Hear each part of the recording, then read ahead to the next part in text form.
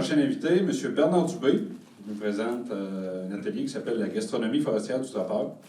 M. Dubé est loin d'être un Gaspésien ordinaire. Il est natif de New Richmond, dans Vallée-Chaleur. Il a été distributeur de gaz propane, vendeur d'automobiles, pourvoyeur, éleveur de chiens de traîneau, producteur de visons, de renards, producteur forestier.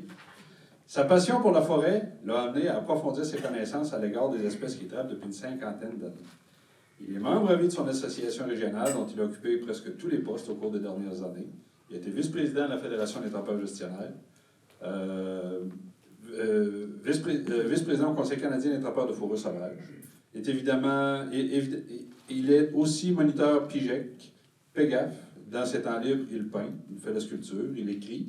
Il est d'ailleurs l'auteur de 3 ouvrages, La récolte, Passion et aventure, et Coureur des bois d'hier à aujourd'hui. Il nous fait profiter aujourd'hui d'un autre talent, celui de cuisinier. J'aimerais bien avoir la moitié de vos talents, M. Dubé. Oui, mais l'ont dit. Je vous remercie. Est-ce que ça fonctionne? Oui. Vous m'entendez bien en arrière? Ouf, ouf. La pression va être plus grande, tout le monde m'entend. Aujourd'hui, je vous présente la gastronomie forestière qui m'a été demandée par l'organisation du congrès. Ça me fait énormément plaisir d'essayer de faire connaître certaines choses que je suis convaincu que beaucoup en connaissent.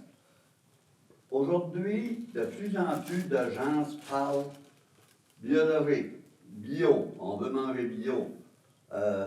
Puis, je pense que la place idéale qu'on va trouver le plus naturel possible, c'est dans nos forêt. Il ne s'agit pas juste de chasser, de trapper. Il y a des choses en dessous des forêts, il y a des arbres qu'on peut se nourrir, on peut se guérir, etc. Donc, on va parler un peu de tout ça. Côté biologique, bon ben, dans les gros domaines agricoles, on arrose avec, on a du Roundup, on a du glyphosate, on a des résidus, veut pas. Donc, si on cueille en forêt, dans la nature, ben, il y a quand même des règles à respecter. Bon, si vous voulez cueillir des plantes, des fruits, on va éviter, par exemple, le long d'une autoroute où il y a de la pollution.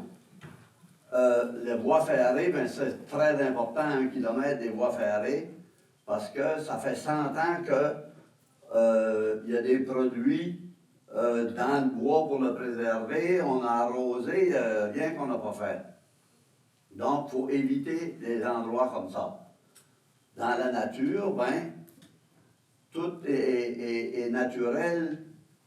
L'environnement, la pluie, l'air, c'est sûr qu'on n'est jamais exempt à 100% de toute pollution. C'est dans notre environnement aujourd'hui. Mais, on met toutes les chances de notre côté. Je vais vous parler un petit peu d'où je viens. Donc, moi, j'ai été élevé sur la ferme de mes parents. Puis, dès notre jeune âge, on nous assignait des petites tâches, selon notre âge. Par exemple, moi, à 6 ans, j'allais nourrir les poules. Ramasser les œufs. Mais attention, le coq, là, lui, il a sauvé sa basse-cour. Bon, ben moi, j'avais un bâton de respect, j'appelais. Monsieur le coq, là, je vais chercher les œufs, mais calme-moi pas parce que mon bâton de respect, là, tu peux l'avoir dans les ailes. Si tu me charges, comme de raison. Donc, plus tard, le même bâton m'a servi pour d'autres choses, pour la chasse aux écureuils. Sur la ferme, mon père est un peu philosophe. Il avait développé une technique pour nous aider à travailler de façon à s'amuser. Bernard, c'est mon nom. En t'amusant, irais-tu chercher les vaches dans le pâturage pour la traite?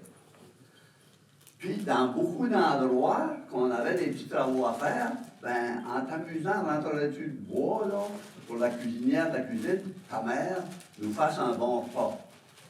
Donc, on a développé cette façon de s'amuser dans la nature, de ne pas trouvé ça comme un travail ardu, pesant, difficile. Hey, on s'amuse.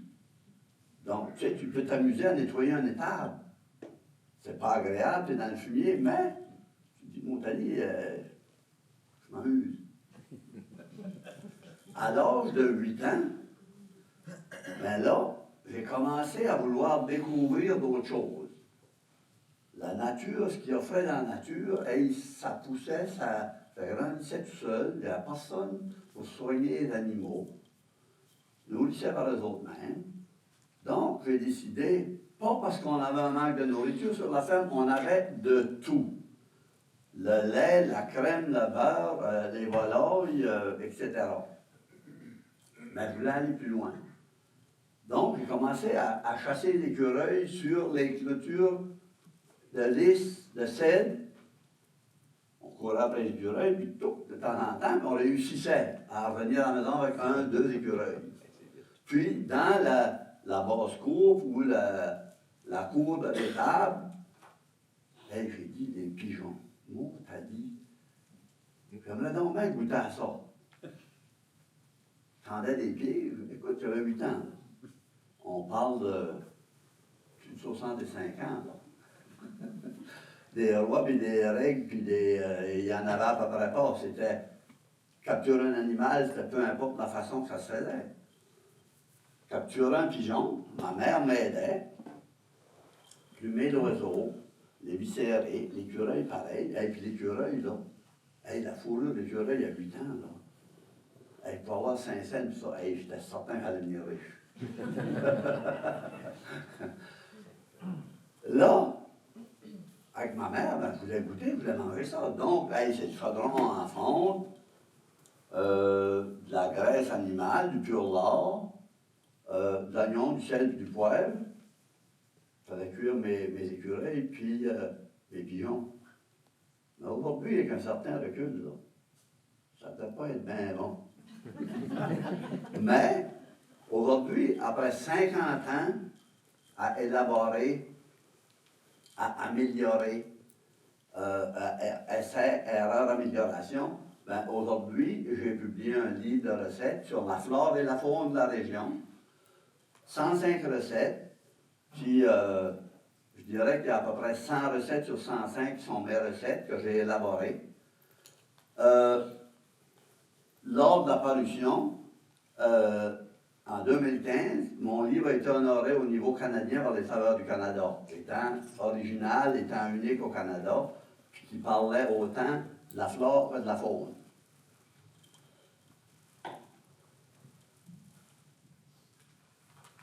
Excusez-moi, je ne veux pas perdre le fil.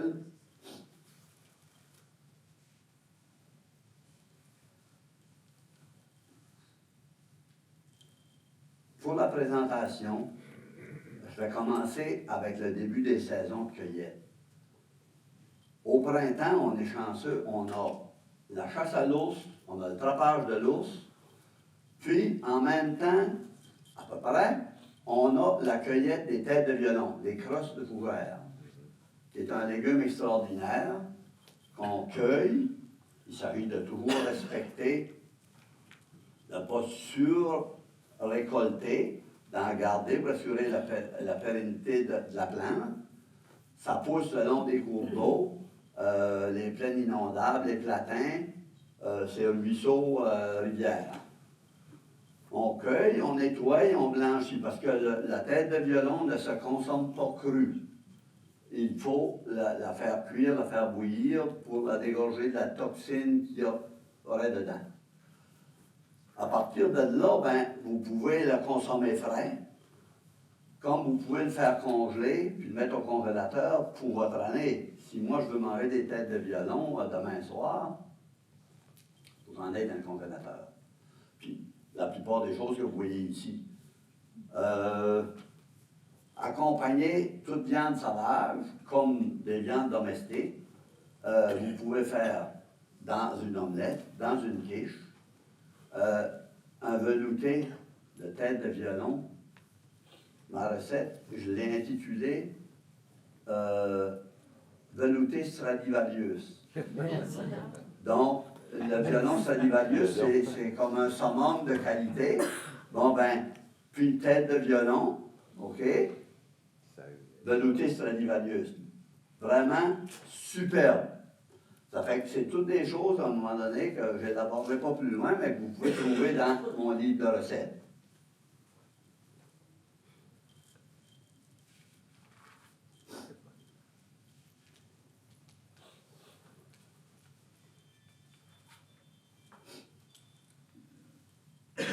Tout de suite après le tête de violon, puis des fois en même temps, une plante que la plupart des propriétaires détestent, c'est le pissenlit.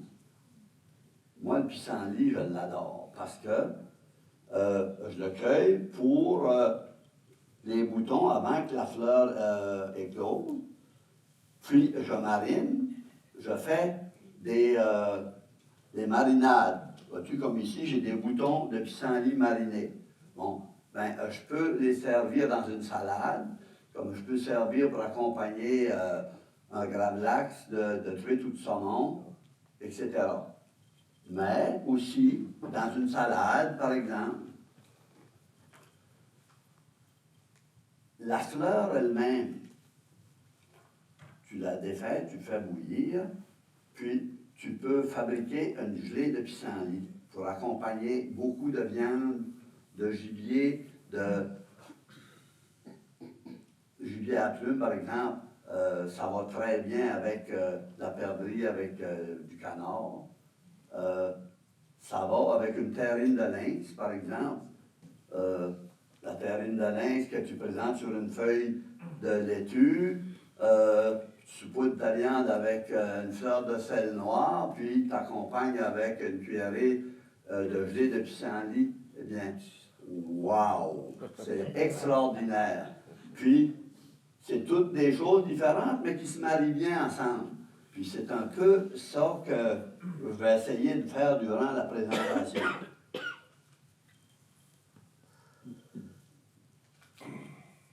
Puis il y a aussi que vous pouvez fabriquer un vin. Ici, j'en ai amené un échantillon, une bouteille de vin de pissenlit, qui peut remplacer n'importe quel apéro, mais que tu peux te servir quand tu vas faire une farce pour le gibier.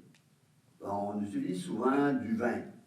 Bon, ben, au lieu d'un vin blanc ou un vin rouge, selon les recettes que vous avez à préparer, tu peux prendre un vin de pissenlit extraordinaire. Ici, devant vous, là, vous avez une crue 2001.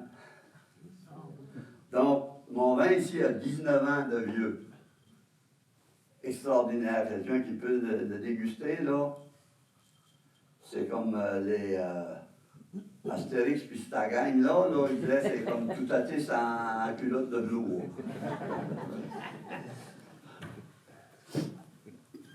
Donc, vous voyez qu'il y a tellement de choses à faire avec des choses que la plupart des gens sont délaissés, vont laisser de côté.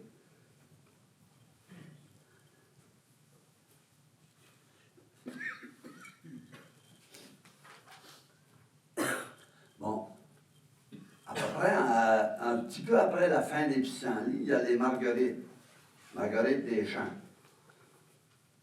Le bouton de marguerite, c'est la même chose que le pissenlit. Avant que la fleur éclose, ben, le bouton de pissenlit mariné, c'est pareil pour accompagner des viandes, des gravlax, etc.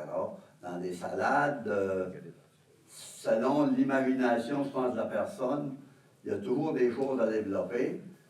On a présentement une base pour apprendre à travailler avec ces produits-là.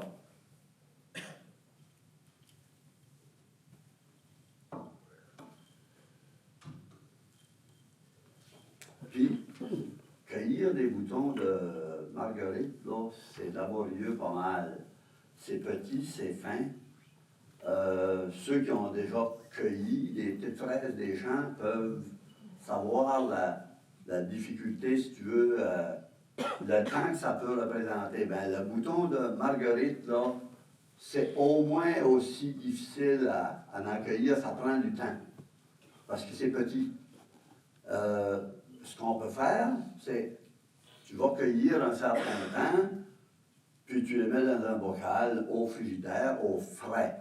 Donc, ça l'empêche d'éclore ou d'évoluer. Ça peut te donner 2-3 jours pour en cueillir assez pour préparer ta recette de marinade.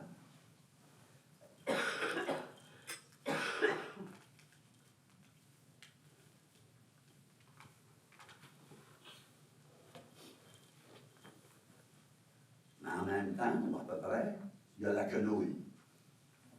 La quenouille se consomme, vous avez, c'est toujours de choisir les endroits où cueillir. On ne cueille pas n'importe où, là, mais dans les marécages, certaines bordures de lacs. Et puis, faut que tu arraches le plant, tu tires sur le plant, mais il faut que la racine reste dans le sol et que la tige se détache. Là, normalement, si tu fais ça, ça se produit même, ça va bien. La seule chose qui peut arriver, c'est que le cœur est peut-être pas formé au complet, mais là, tu vas juger. Pour arriver à avoir des beaux cœurs de quenouille comme ça, faut choisir ce montant. Ça fait que tu en arraches quelques-uns. Si c'est trop mou, tu peux toujours te faire des salades. Mais si tu veux les conserver, tu peux les faire blanchir, congeler, mais j'aime moins. Tandis qu'en conserve, tu rajoutes de l'eau, du sel, puis tu peux les conserver 2 ans en conserve de même. Tu les as en main quand tu veux présenter, par exemple, on va parler de viande de bois, ça peut être du castor, ça peut être du lièvre, ça peut être du remusqué. Donc, c'est un légume d'accompagnement qu'on peut passer dans le poêle avec du beurre. Selon les goûts, ça peut être un beurre à l'ail pour faire rissoler légèrement. Puis, vous allez avoir un légume extraordinaire qui n'est pas dans l'assiette de tout à chacun. La même plante, l'épi, qui fait le fameux bobo, le pogo là, qui sort tout l'automne, mais quand cet épi-là est dans son enveloppe, quand tu cueilles les cœurs, c'est un légume vert qui est comestible et qui se rapproche du goût du maïs. Délicieux. Donc, des fois, tu fais d'une pierre 2 coups parce que tu vas avoir le cœur de quenouille puis l'épi de quenouille. L'épi de quenouille, c'est pareil. Tu vas accompagner des viandes, des poissons même. Et puis, tu vois, c'est plus petit, c'est plus fin, mais c'est vraiment délicieux. Tu le fais réchauffer. Le faire réchauffer ou le manger de même, comme tu vas le passer dans le poêle avec du beurre, ou il y a différentes façons. Moi, quand j'en ai assez pour mettre en conserve, puis que j'en ai encore, que je veux faire d'autres choses, eh bien, je vais décortiquer l'épi, ce qu'on peut appeler la fleur, je l'étends, je le fais sécher. Je le fais sécher. Si je veux terminer, dans beaucoup de séchages qu'on a fait sécher de différentes façons, je vais l'étendre sur une tôle, dans mon four, avec juste la lumière du four allumée, parce que c'est déjà sec, là, on se comprend, c'est pour enlever le maximum d'humidité, puis je laisse une petite fente dans la porte pour que l'humidité sorte. Après ça, je peux me faire de la farine de quenouille avec cette fleur-là. Comme ici, elle est naturelle, mais là, si je veux l'avoir plus fine, je vais la passer au robot pour la défaire, puis je peux la joindre dans une crêpe, dans de la panique. Il y a plusieurs façons de travailler, de l'utiliser. Puis encore une fois, si vous voulez pâter à la galerie de vos amis, là, vous arrivez avec des choses de même, puis la mâchoire décrochée, quand ils viennent à savourer, à découvrir les saveurs, puis qu'est-ce qu'on peut faire avec ce qu'il y a dans la nature. Les quenouilles, les cœurs de quenouilles, y a-t-il un moi, mettons, vous les ramassez, quoi. Il faut toujours qu'il soit à l'intérieur de l'enveloppe. Quand ça pousse, la quenouille, là, ben, l'épi, elle est dans son enveloppe. Mais une fois qu'elle est sortie, elle commence déjà à exploser, à ouvrir. Mais là, tu ne peux plus accueillir parce qu'elle est dépassée le stade de croissance ou d'utilisation. Il faut la ramasser, quoi. Non, l'arbre, il va être haut de même tant que la tige ne sort pas de son enveloppe. C'est bien qu'à faire ça. C'est ça. Ouais. Après qu'elle est sortie, là, c'est plus délicat. Là. C'est ça qui va juger si elle est encore bonne. Mais normalement, c'est quand elle est à l'intérieur de son enveloppe. Oui. Puis pour le cœur, c'est-tu au même moment ou on peut continuer à... Oui, c'est au même moment, sensiblement. Parce que dans la nature, là, et puis le printemps, le début de l'été, mais normalement, c'est en juin. Avant, ils sont peu pas sortis, mais ça dépend des régions du Québec aussi. Il y a des endroits cités dans le secteur de, bon, on va dire Montréal, puis la péninsule, la Gaspésie, ben, il peut y avoir 2 semaines de différence dans la croissance des plantes, de certaines plantes. Parce que le cœur de la quenouille, il est utilisé cette longueur-là, non? Sensiblement, vous voyez, regarde, c'est un pot d'une chopine, puis les cœurs de quenouille, il y en a qui peuvent être plus jeunes, dedans qui sont plus petits, mais quand tu cueilles, arraches la tige pour avoir le cœur de la quenouille, puis qu'il y a un épi dessus, ben, je ne la jette pas, même si elle est petite, je vais la sauver. Mais le cœur, comment il est long, à peu près?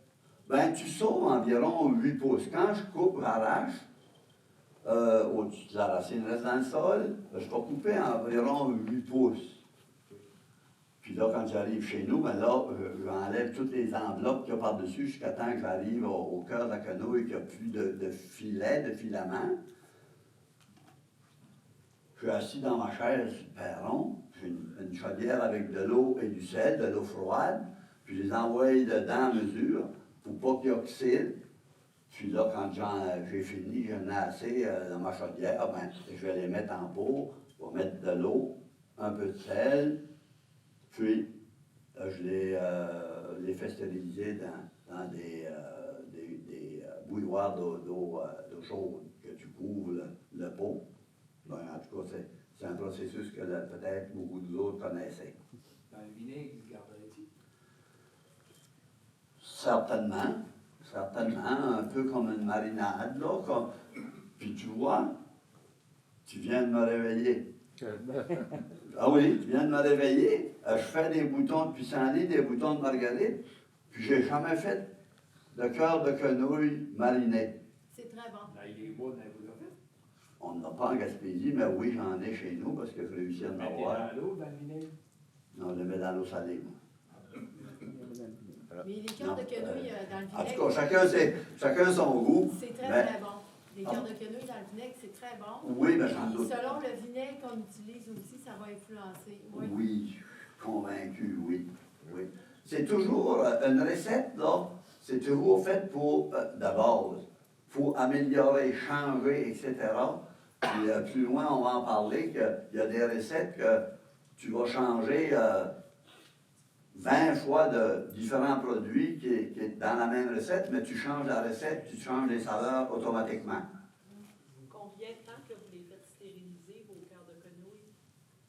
Les cœurs de quenouille, ben, c'est comme tous les légumes, là, c'est quelques heures. Là, si tu veux plus de renseignements, ben, tu peux aller sur Internet, puis ils vont te l'expliquer plus approfondi comment procéder.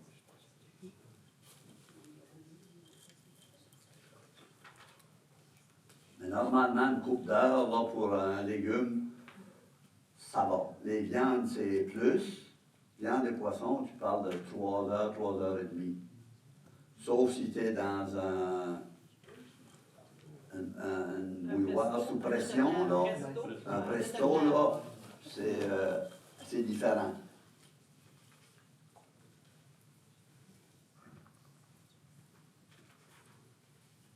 Puis comme on parlait d'omelette, de quiche, ben c'est pareil. Les cœurs de quenouille, on peut les utiliser utiliser à ces recettes-là aussi.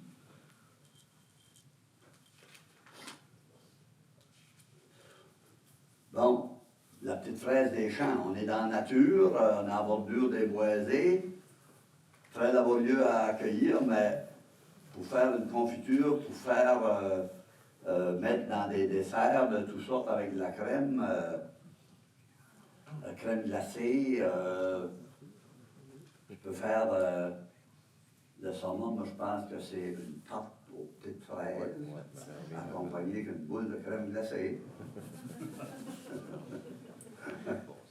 Mais le matin sur des toasts, un bon petit fromage, le lendemain d'une nuit de noces, extraordinaire.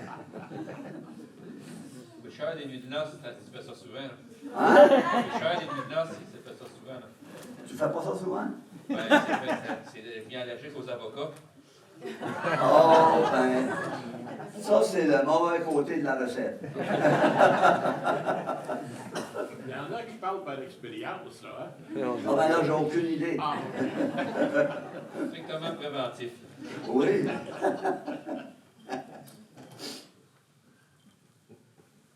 Tu sais, le matin, là, avec des œufs, du bacon, puis une confiture de petites fraises pour accompagner sur les toasts. Pas mal savoureux, je pense que t'es pas au 7e ciel, là, mais c'est beaucoup. Tu peux la rajouter comme fruit dans une bannique.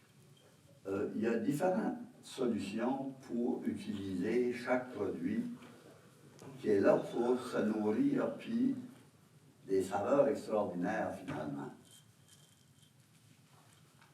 Puis la fraise, la petite fraise, ben, tu peux la mettre au congélateur pour l'utilisation ultérieure. Mercredi dernier, le mercredi, je reçois toujours un groupe de gars, un dîner de gars à mon chalet, et puis c'est des menus différents entre nous autres, là, juste des gars, parce que si on veut réformer le monde, ben il faut faire attention à ce qu'on dit pour ne pas insulter personne, puis c'est toujours de bonne guerre. Ben, on avait justement comme dessert une tarte aux petites fraises. Mais les femmes, là, quand les chums arrivent à la maison, là, les femmes sont à moitié en maudit pour dire quoi. C'est pareil beau dessert, tu sais.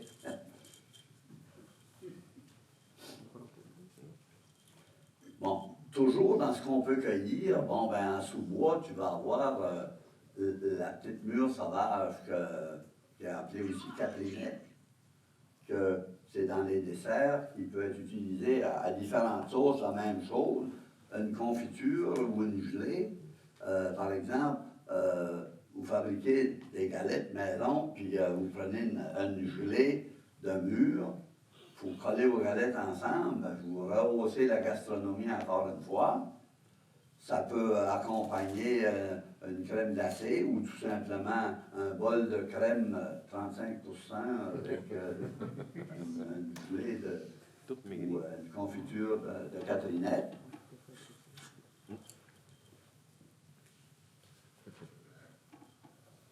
Je ne sais pas à quelle grandeur dans la province ça peut. L'aubépine, le fruit de l'aubépine, la snelle, c'est pareil, c'est un fruit qui se consomme, qu'on peut faire des gelées pour accompagner différentes viandes.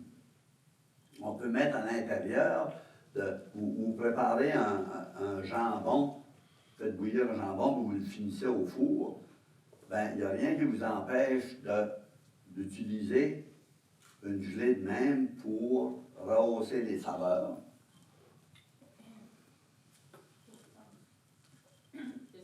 Oui, excusez. Suggestion. Oui. Moi, mes snelles, je les mets dans un pot de vitre au congélateur. À chaque matin l'hiver, 3 ou 4 snelles, c'est ma vitamine C. Wow, super. Parce que, ben, encore plus en ayant entendu l'émission L'épicerie où on parlait du produit dont j'ai oublié le nom, qu'on met sur les agrumes, ils viennent d'ailleurs. OK. Mes snelles, là, Oui. 100 fois en avant. Oui. Mais il y a. Moi, je Ouais. suis pas puriste, là, mais mettre du sucre sur une petite fraise des champs, c'est hors de question pour moi. C'est la trafiquer. Gardez votre opinion, votre façon de faire. Vous avez certainement une des meilleures façons. Nature, là, Oui. il y a À l'état frais à ce conditions moment-là. que Oui. peut être à son égard. Pour continuer, on va changer on parlait de snelle, là, d'aubépine, l'églantier, les fruits de rosier, le cyronodon, là, bon, ben, tu peux faire une gelée avec ça, tu les fais bouillir, le jus, etc. Comme tu peux faire une confiture. La confiture est un peu plus longue à faire, parce qu'il faut que tu fendes le fruit, que tu enlèves les graines, les pépins, puis là, toute la chair, pour faire une confiture. Puis, les vitamines dans le fruit du rosier, là, ben, c'est une explosion de vitamines. C'est extraordinaire. Puis, il y en a beaucoup de plantes, de fruits qui sont de même. Qui sont différents, mais qui vont apporter des choses extraordinaires pour la santé. Ça nous autres d'en faire bon usage, mais si tu n'avais pas d'autre chose de faire de la confiture, puis tu arrives avec les fleurs de rosier, ben, tu vas agrémenter tes repas, tes déjeuners, etc.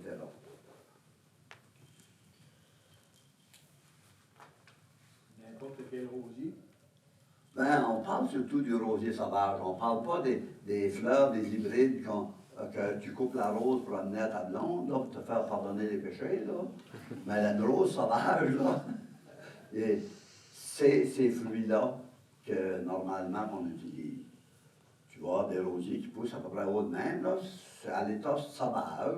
Moi, ils ont juste une pétale. Oui, il y en a deux pétales, là, c'est ça, puis il y en a partout, parce que j'étais en expédition dans le territoire du Nord-Ouest il y a 2-3 ans. J'étais à la pêche sur le Grand Lac des Eslaves, puis ben, j'ai dit, hey, je me sens chez nous. Tu sais, il y avait des rosiers sauvages, il y avait du thé du Labrador, il y avait différents arbustes, fleurs et plantes, mais j'ai dit, je me sens chez nous ici, je vivrai ici.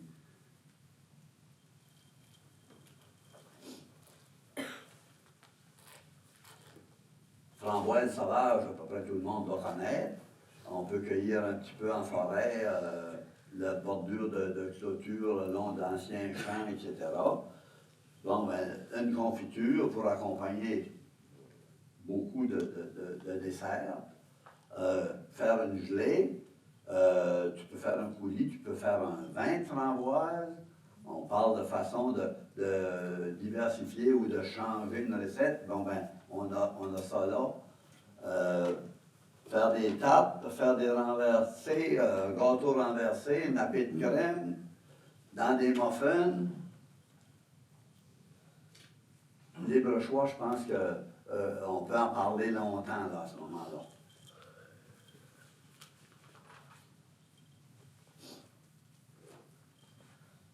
À partir du mois de juillet, aller au mois d'octobre, on tombe dans la manne des champignons forestiers. Les champignons forestiers, ben, il y a une diversité extraordinaire, mais il faut être prudent. Ils ne sont pas tous comestibles, puis ils n'ont pas tous une valeur gastronomique. Donc, à ce moment-là, c'est d'avoir un bon livre sur les champignons pour les reconnaître, ou sortir avec une personne compétente, lors de ça avec des mycologues, puis apprendre une couple de variétés pour commencer. On n'apprend pas, moi dans mon livre à moi, quand je fais des sorties avec les gens, c'est découvrir 5, 6, 7 variétés, puis apprendre le nom, puis tout ce qui va avec. Il y a plus de 3700 champignons au Québec. Ben moi, présentement, là, j'ai cueilli professionnellement, je peux cueillir 30 variétés, mais dans les meilleurs comestibles. J'ai de quoi m'amuser drôlement, là. Ça fait que le champignon, on peut l'utiliser frais. Dans un tas dans les omelettes, les quiches, dans les viandes, dans des farces, dans les sauces à spaghetti. C'est vaste, là, c'est très, très vaste. On peut les faire sécher. Les faire sécher, c'est pas compliqué. Vous n'avez pas de déshydrateur, sur un moustiquaire, vous décortiquez en lamelles un peu vos champignons, vous les étalez. Vous installez un endroit pas exposé au soleil, puis quand moins de lumière, tant mieux, avec un ventilateur en avant. Puis normalement, dans 2 jours, ils sont secs.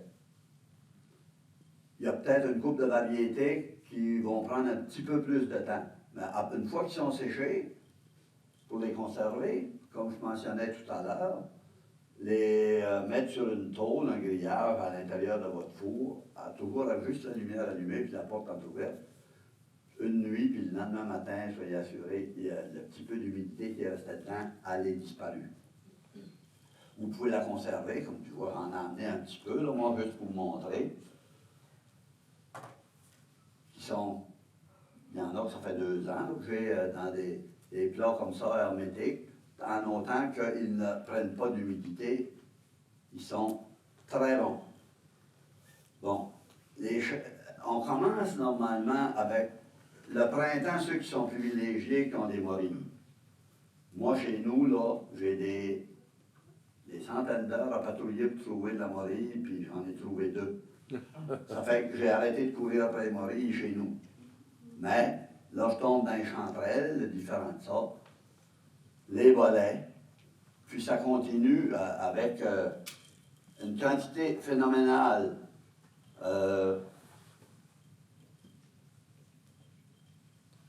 Quand je cueille, puis que je veux faire découvrir les saveurs à vous autres, par exemple, qu'on a cueilli des champignons, j'ai mon petit poêle en forêt, ma poêle avec du beurre, puis je fais une poêlée de champignons que chacun peut déguster.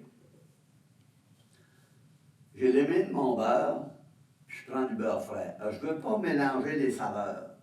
Que tu puisses dire, OK, le bolet, des épinettes, si je veux préparer ça plus tard, dans quoi que ça irait bien. Donc, si je fais 3, 4 dégustations, je vais changer le beurre, puis je vais prendre du beurre frais. Donc, là, tu peux assimiler, ton cerveau va assimiler les saveurs, puis tu peux opérer. Tu as la dermatose des russules qui porte plusieurs noms. La russule orangée, dermatose, lobster, homard. Bon, c'est toujours le même champignon. Le cueillir, lui, il va pousser le long de chemins forestiers, dans le sous-bois. C'est de le cueillir quand il est encore sain. Quand il devient, la chair intérieure devient grise, là, il commence à vieillir, puis à un moment donné, il amollit, il est plus bon. Mais c'est de le cueillir au bon moment, quand il est frais, puis c'est la même chose. En tranches fines, rôties dans le beurre, comme des chips, là, quand je fais des soupers gastronomiques de nature, je suis obligé d'arrêter de servir des champignons à un moment donné parce que le 5e ou le 6e service, il n'y a plus personne qui peut goûter parce qu'ils sont pleins. Mais les gens se nourriraient avec ces champignons-là parce que les saveurs sont vraiment extraordinaires.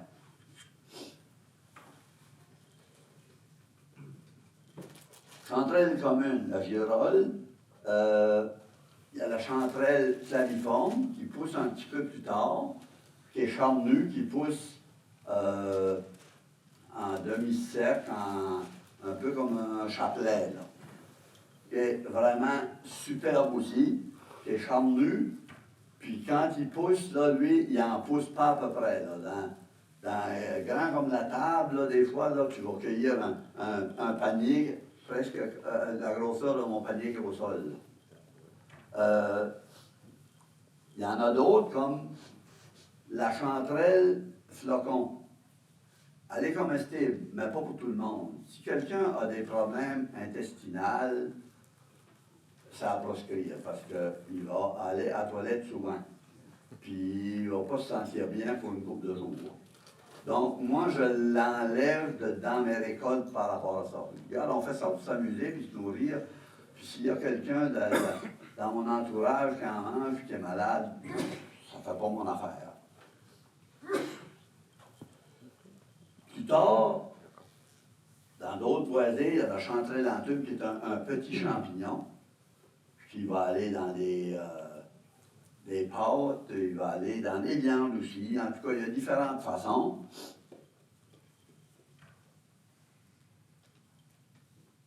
Dans la chanterelle, tu vois, il y a pas loin d'une dizaine de variétés d'un chanterelle, puis une qui pousse l'automne, c'est la chanterelle bleue. Vous allez regarder dans vos livres de mycologie, il n'y a pas beaucoup qui vont l'identifier. Mais si vous allez sur Facebook, vous allez le trouver. Moi, je l'ai trouvé à partir d'un mycologue, un Belge qui est spécialisé, qui travaille juste dans les champignons. Son nom scientifique porte le nom de Poliozellus. Ça fait une touffe à peu près grosse, de différentes grosseurs.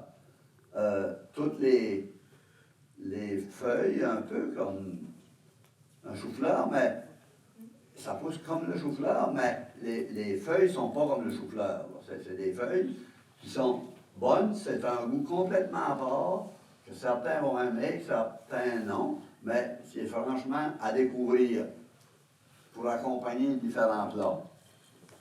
Les bolets, les bolets, je pense que les gens sont familiers, c'est pas compliqué, il y en a des variétés.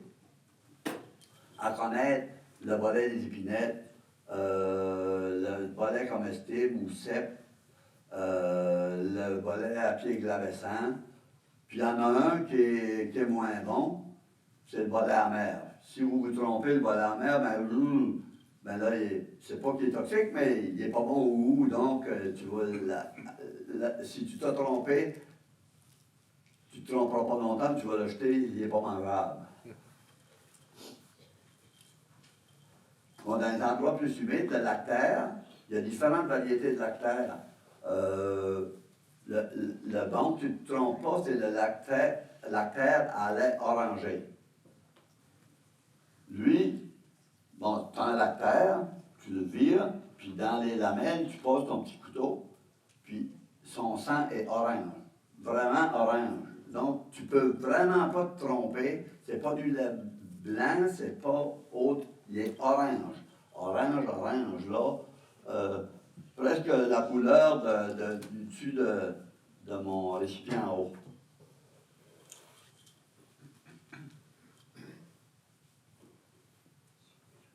On a l'armillaire ventru, plus dans le mois de septembre, le pied de mouton, l'île d'ombeliqué, tous dans les meilleurs comestibles qu'on peut utiliser. Par exemple, si tu as un armillaire ventru puis tu l'incorpores dans un ossobuco, le chevreuil, l'orignal, on pourrait le faire avec d'autres, mais là on parle de ce que c'est que la nature nous offre.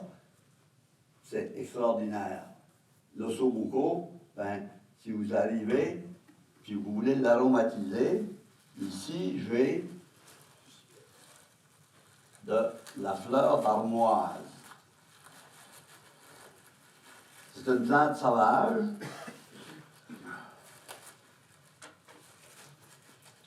Lequel pousse presque partout, le long de vieux bâtiments, de clôtures, etc. C'est toutes des tiges individuelles, des petits arbustes. Ça, c'est le fait d'une tige. Les fleurs que sur cette tige-là, j'en ai trop pour faire un ossobuco pour 8 personnes.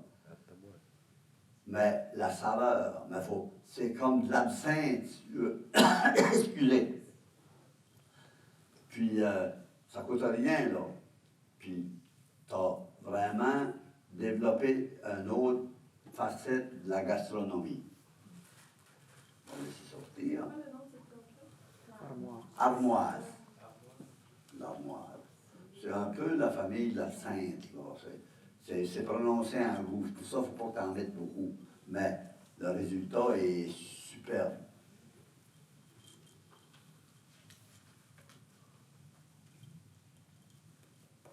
Bon, les champignons, on a parlé de les utiliser frais, les faire sécher. Mais s'il y en a de d'autres façons, puis il y en a qu'on le fait de même, on les fait suer, on peut utiliser du vin blanc quand on les fait suer, un peu d'huile d'olive. Il y en a qui vont dire, ben, le vin blanc, des catégories, on dit que c'est pas recommandé avec le vin à cause de l'alcool. Mais quand tu fais cuire l'alcool, là, elle va t'utiliser, oublie ça. Mais les saveurs sont là. Tu sais. Quand tu fais cuire une marinade, puis tu fais cuire un gibier, mais tu as le goût du vin, mais l'alcool, oublie-le, elle est volatilisée. Donc, après que c'est cuit, ben, tu vas l'ensacher. Tu te laisses refroidir. Tu peux l'ensacher tel quel pour l'utiliser dans des seaux, comme tu peux le passer au robot, puis l'ensacher hermétiquement. Puis là, tu peux faire tes veloutés, tes soupes, tu peux faire tes sauces, tu peux à toutes les fins. Parce qu'il y a certaines variétés de champignons, comme la dermatose des russules, le lobster, une fois séché, puis tu le réhydrates, il devient caoutchouteux. Moi, j'aime pas. Je trouve ça déplaisant. Pas que les goûts sont les mêmes. Fait qu'à ce moment-là, quand ils sont bien, bien séchés, je vais passer au robot, puis je vais me faire une farine avec. Là, c'est plus pareil. Là. Une farine, là, ça te roule plus là-dedans. Là. Dans une sauce, à spaghetti, dans des viandes, tu apprends à travailler avec le produit de façon différente pour améliorer ton sort de ta façon de cuisiner pour que ça soit agréable en bouche aussi.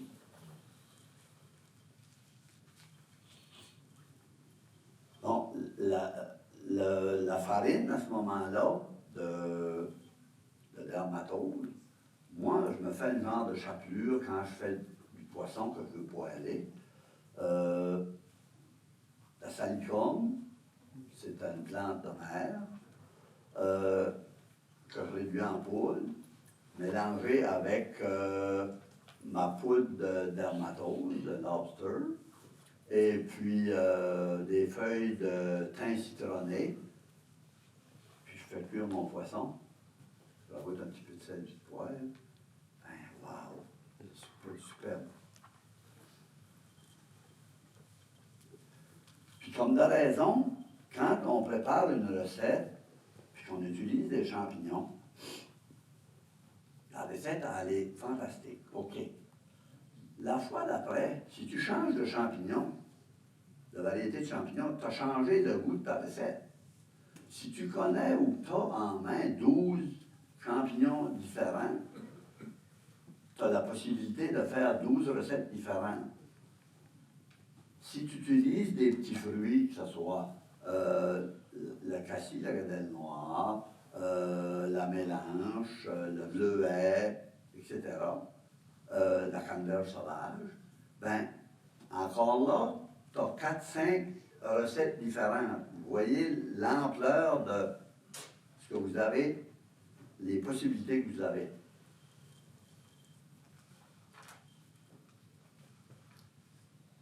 Si on passe dans les arbustes, les arbres, donc, tu veux faire une gelée avec du cèdre, de l'épinette, du sapin, de la fleur de lilas, tu vas faire avec de la fleur d'épilobe, on parlait de fleur de pissenlit.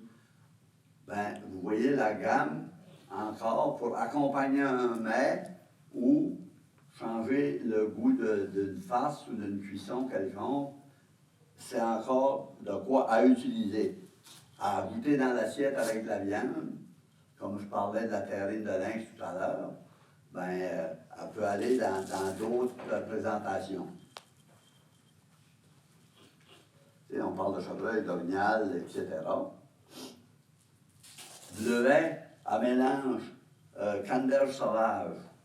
Ben, on peut faire des confitures, on peut faire des renversés, on peut faire mettre dans des muffins. On répète, mais c'est toutes les possibilités que vous pouvez utiliser. Bon, dans les farces, pour gibier à plumes, pigeons, canards, bernaches. Préparer la viande remusquée, l'écureuil, roux, c'est tous des endroits où vous pouvez utiliser différentes variétés de champignons, différents fruits, différentes gelées, ou coulis. Vous pouvez faire des coulis avec bien des fruits qui, à un moment donné, peuvent servir autant dans une salade que dans la viande.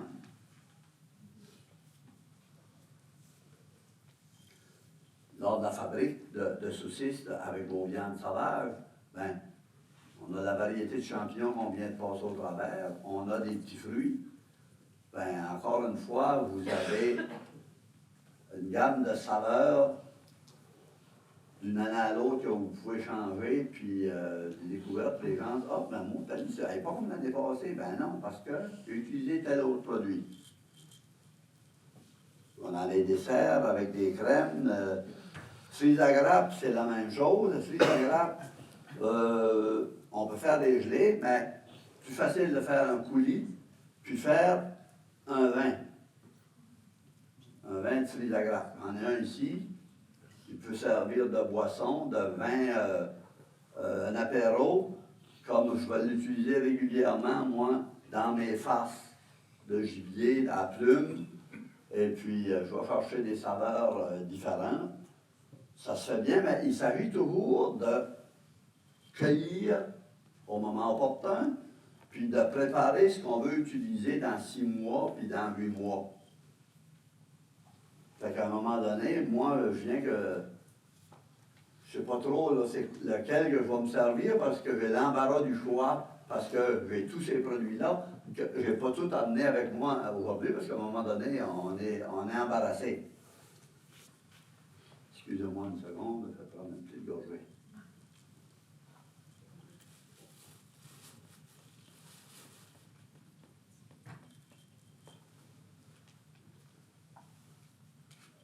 La brise, le pain minot. Le pain minot, ce qu'il y a de beau avec le pain minot, c'est le viande. Il gèle dans les arbres, puis il reste là. Ça fait qu'en décembre, tu décides de te faire une gelée, un coulis, ou que tu veux l'utiliser dans un jambon, par exemple, que tu prépares au four. Tu t'en vas le long de la haie, puis tu ramasses tes fruits qui sont congelés après l'arbre, puis tu prépares ce que tu as à faire. Le viande, le côté, mauvaise odeur quand on le prépare, on le fait cuire. Mais le résultat est complètement différent de l'odeur que quand tu le fais cuire. Fleur de lilas, fleur d'épilogue, pour faire des gelées, c'est la même chose. C'est à découvrir. Il n'y a pas longtemps qu'il y en a que tu vois, la couleur est même extraordinaire. Une fleur d'épilogue, c'est délicat. La saveur est fantastique aussi.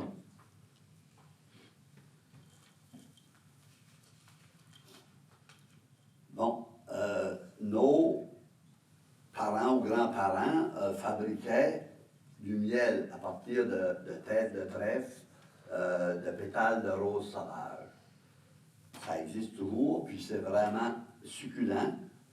Mais tu peux le faire aussi avec la verge d'or.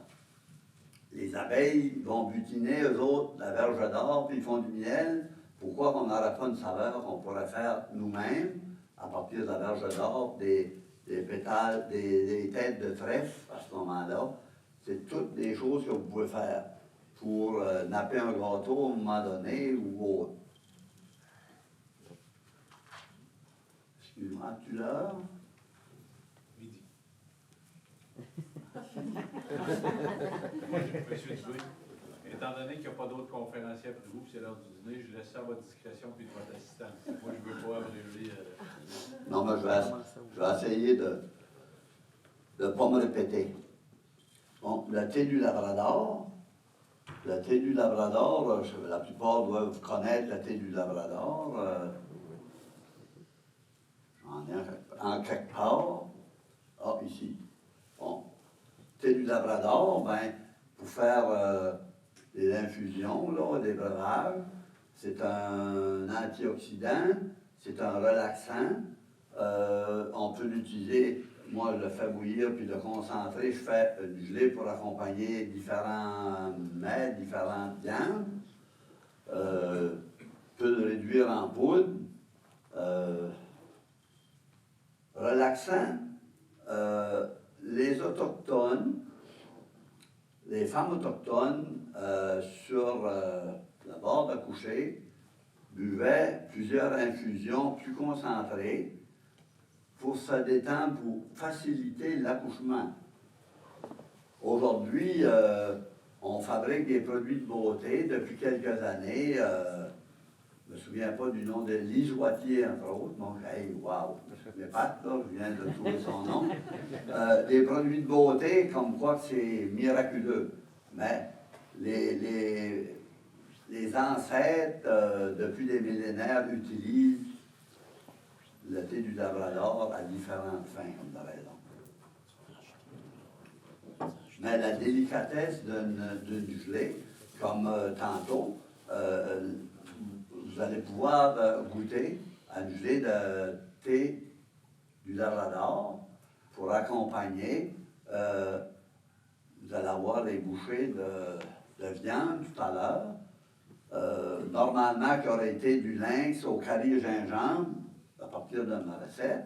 Mais vu que le MAPAC nous interdit de faire des dégustations avec le public, ben, j'ai fait la même recette, mais avec du lapin domestique. Donc, ça se rapproche, texture, couleur, avec le lynx. Mais, je vous le dis, c'est du lapin. Donc, je n'ai pas de problème à le faire parce que ça a passé par l'inspection des viandes et tout ce que tu veux. Ça ne provient pas, je n'ai pas pris du lapin qui provient d'une ferme sans passer par l'inspection. Ça vient de l'épicerie avec tout ce qu'il faut, la certification. Ça fait que vous pourrez goûter, puis accompagner avec une petite cuillerée de gelée de thé du Labrador, de gelée d'épinette, de gelée de sapin, pour vous faire goûter les différentes saveurs, comme quoi que, waouh, c'est le fun, ça. Puis certains, peut-être, n'aimeront pas une gelée de sapin ou une gelée d'épinette, parce qu'ils ne sont pas familiers, mais, puis à l'intérieur de ça, ben, on parle de vitamines, de tout ça.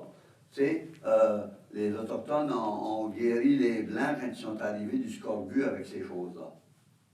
Donc, il y a des bonnes valeurs nutritives à l'intérieur, médicinales, etc. Bon, un breuvage, un thé du Labrador, ben c'est sûr que les feuilles de thé sont séchées. Je ne peux pas les faire infuser de même parce qu'il faut qu'ils prennent de l'eau un peu. Donc, je vais les mettre à tremper, puis là, je vais les faire bouillir, mijoter, si tu veux, pendant 5 minutes. Puis là, je vais les laisser reposer pour servir. Je peux le servir de même. Mais si vous voulez changer, améliorer, avoir d'autres choses de nouveau, ben, moi, j'ai toujours mes pétales de rose séchés dans un bocal. J'en rajoute un peu. Je peux rajouter un petit peu de miel d'abeille ou ben, un petit peu de sirop d'érable. Et puis là, on vient encore une fois de changer les saveurs, puis agrémenter le menu de la fin du repas, ou comme breuvage relaxant tout simplement. Le petit thé des bois, là, je ne sais pas, il y a des endroits dans la province qui poussent le thé des bois. Ben moi, chez nous, j'en ai pas, mais j'ai le petit thé des bois. C'est 2 plantes différentes que je cueille, que je fais des breuvages, que je peux me servir dans différentes recettes. Ça, c'est le thé du Labrador. Je n'ai pas eu le temps de m'installer correctement, là. Voilà. Le petit thé des bois. C'est une petite feuille, c'est un courant qui court au sol, qui, en fin de saison, va donner un fruit blanc à saveur de menthe.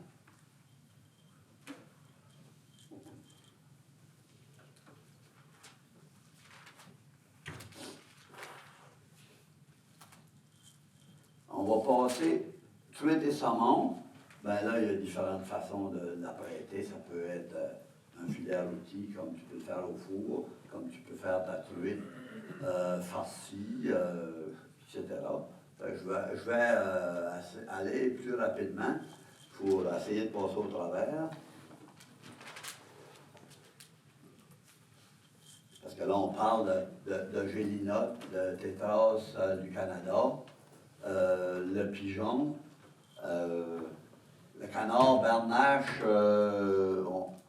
on y va par là, le lièvre, le chevreuil, l'orignal, les animaux à poil, les animaux à fourrure, l'écureuil rouge, le musqué, le lynx du Canada, le castor, l'ours noir, différentes façons de les apprêter.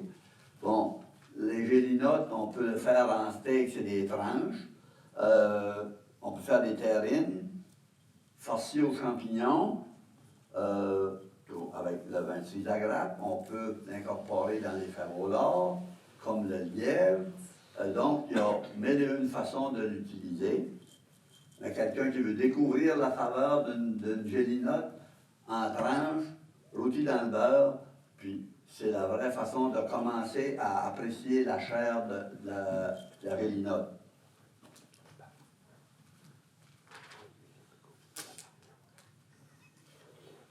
La plupart des oiseaux, de sauver l'ensemble d'oiseaux.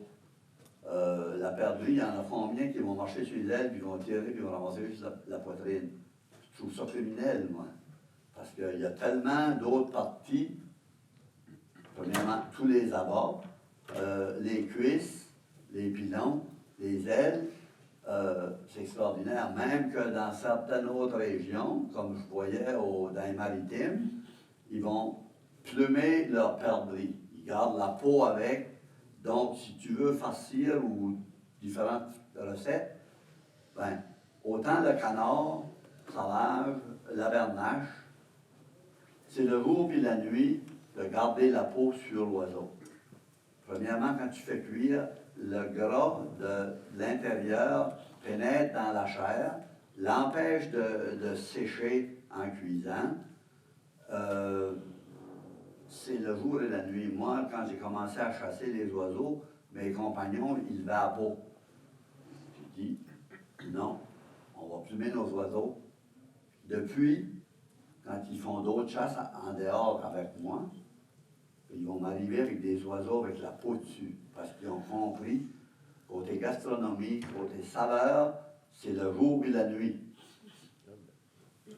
Comme les magrets, comme l'outarde, moi je suis un gros chasseur de bernache, bon ben on plume nos oiseaux. Quand on a une certaine quantité, ben là on veut transformer, c'est pour cuire avec farce, etc. Donc toutes les abats sont toujours sauvés.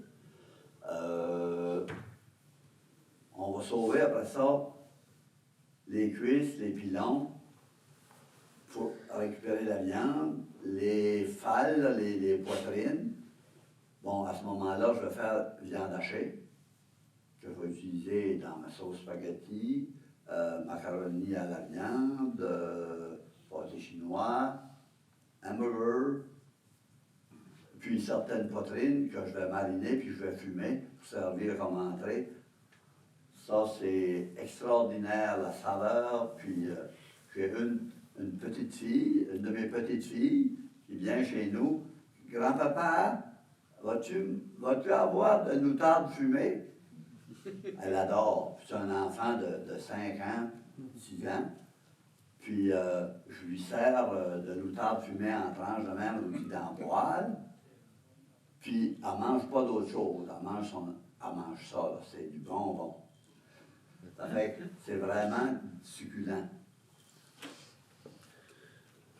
Servir avec un riz ou un riz sauvage noir, puis vous voulez maximiser dans la nature, ben, tu prends ton eau, tu fais bouillir de l'écorce de bouleau, tu enlèves ton écorce, tu fais cuire ton riz, après qu'il est cuit, tu vides ton liquide, ton eau, puis tu finis avec un sirop de merisier. Le sirop de merisier, c'est C'est comme le sirop d'érable, mais c'est fait à partir du bouleau blanc et du bouleau jaune. C'est une saveur complètement différente. Puis là, on parlait déjà d'écorce de bouleau, donc je m'en viens finir avec un sirop de bouleau. Sirop de bouleau, tu le prends nature, peut remplacer une vinaigrette, extraordinaire. Puis dans des viandes, c'est pareil. Puis tous les grands chefs aujourd'hui qui ont découvert là, que ça existait, ben, messieurs travaillent beaucoup avec le sirop de merisier. Puis c'est rendu dans les cuisines en France, un peu partout en Europe. Ça vient d'ici du Québec.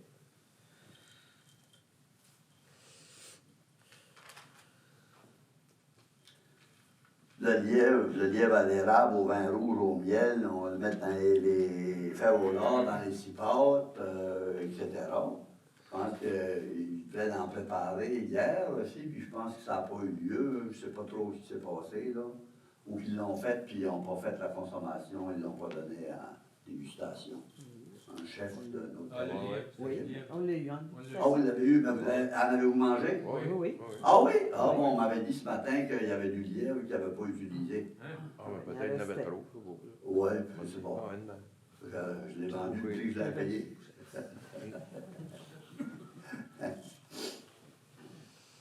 C'est comme tout le gros gibier, ben là, il y a mille et une façons, puis la plupart, je pense, sont familiers avec ces viandes-là. Steak, bourguignon, cube, pâté, viande, macaroni, sauce, spaghetti, châteaubriand, dans les saucisses. La plupart des viandes sauvages dans les saucisses, ça passe très bien. On rajoute différentes épices, puis différents savoirs. Le foie de l'animal, écureuil roux. Écureuil roux, c'est pas gros, mais c'est délicieux quand c'est bien apprêté. C'est fantastique, madame. Mais une chose que je dis à mes convives quand je leur fais essayer pour la première fois, je leur présente un écureuil aux fines herbes ou aux petits fruits. Je vais leur expliquer ce qu'ils ont devant eux dans leur assiette, comment ça a été préparé. Puis, je demande toujours, s'il vous plaît, goûte. Si tu n'aimes pas ça, j'ai aucune animosité. Mais dis-moi pas que tu n'aimes pas ça si tu n'as pas goûté. Et, puis, les gens qui veulent goûter, c'est parce que c'est dans la tête, là, à un moment donné. Là. Bon, mais s'ils ont goûté, qui ont pris l'initiative de goûter, ils vont le manger. Puis, j'ai vu avoir 250 convives. C'est un peu sur la côté. Merci. Merci. Les assiettes avec 6-7 services différents, avec des menus différents. Puis les assiettes reviennent vides. Ça fait non. Tu n'as pas besoin de paye pour avoir fait ça. Bravo, c'est une réussite. Puis, c'est sauvage, c'est beau. Non. Dans la nature, bon, ben, la noisette sauvage qui provient du coudrier, les amandes, c'est une petite noisette qui pousse à l'état sauvage. Dans la région ici, apparemment, que les arbustes sont tout morts, que les noisettes, il y avait des vers qui perforaient, et tout ça, puis on perdait tout. Mais moi, en Gaspésie, il n'y a rien de ça à date. Tout est parfait. On peut l'utiliser. Moi, le casse puis les amandes vont dans des sucre à la crème, par exemple. Je vais même en casser plus, là, temps perdu, en m'amusant à regarder une nouvelle, casser une nouvelle, je me fais un beau pot juste d'amandes. Ma femme passe au robot, puis elle fait un gâteau roulé, elle remplace une partie de la farine blanche par la farine de noisette. Fait un gâteau roulé avec une gelée de pétales de rose ou autre, là, de fleurs d'épilogue. C'est divin. Vraiment divin. Mais c'est toutes des choses qu'on a dans la nature qu'on peut utiliser pour améliorer notre gastronomie.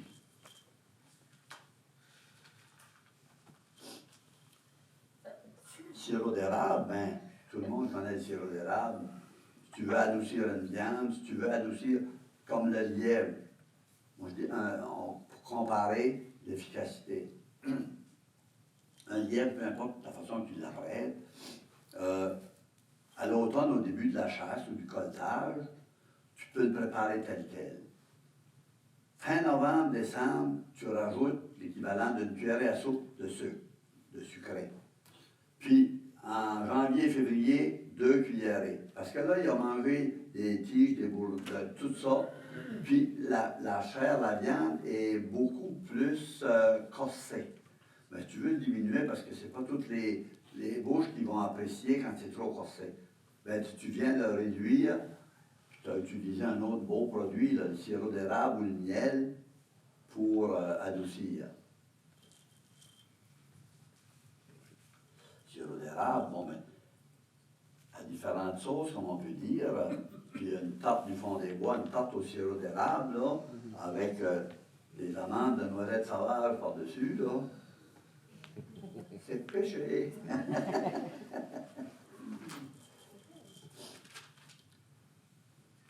Bon, le rhum musqué, ben, on peut l'apprêter au bleuet, aux gadelles noires, aux fines herbes, aux champignons, au vin de cerise de grappe, à l'érable, vin, miel. Il y a différentes façons que chacun, puis toutes les recettes vont être bonnes, mais comme je peux peut-être mentionner plus tôt, c'est fait pour être changé, amélioré, puis apporté à ton goût. Et si à un moment donné tu suis ma recette, puis tu es plus ou moins sucré, plus ou moins herbe, etc., ben là, tu l'amènes à ton goût, puis au goût de tes convives. Tu sais, comme le rhum musqué, je pense, j'ai parlé, tu sais, accompagné de cœur de quenouille, d'épis de quenouille, le lynx fait au carré gingembre, moutarde de Dijon, ail, des terrines, des saucisses aux fines d'herbe, avec des champignons, d'ail, cipote.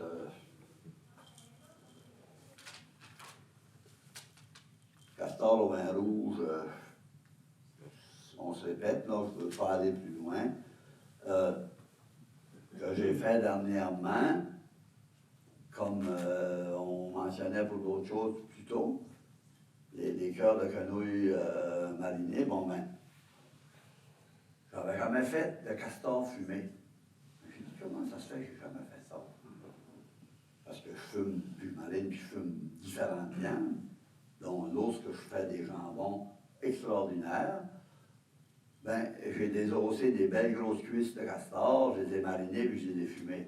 Et je peux, des tranches fines comme une tranche de jambon le matin avec tes œufs, tes toasts, ta confiture de petites fraises. Oh, tu voudrais déjeuner. Castor. Bon, il y a beaucoup d'animaux comme le castor, un foie de castor.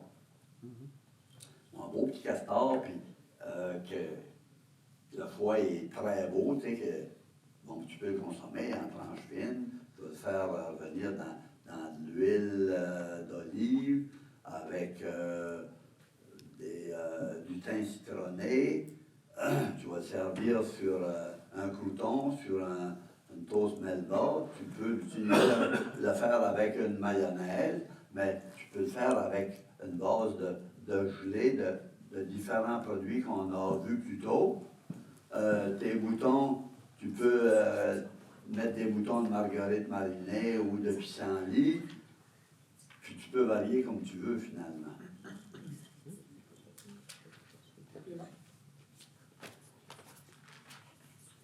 Excusez-moi. Pardon. Oui, excuse-moi. Pour le fumage, quel bois vous utilisez? Ben moi, je fais avec du brin de scie d'érable. Okay. Moi, j'ai une scierie que normalement, décembre, janvier, ils vont m'appeler. Ils sont rendus incroyables. On m'appelle, on me dit, Bernard, on va scier de l'érable. Telle période. Si tu as besoin de brin de scie, tu sais quoi faire. Ça fait que là, j'accumule des fois pour 2 ans. Des gros sacs que je mets dans un de mes hangars, qui avarie du soleil et tout. Puis j'en ai pour fumer. Il n'y a pas d'huile, il n'y a pas de résidus là-dedans. Là, c'est tout mécanique. C'est pas comme une chaîne de scie mécanique qui a de l'huile.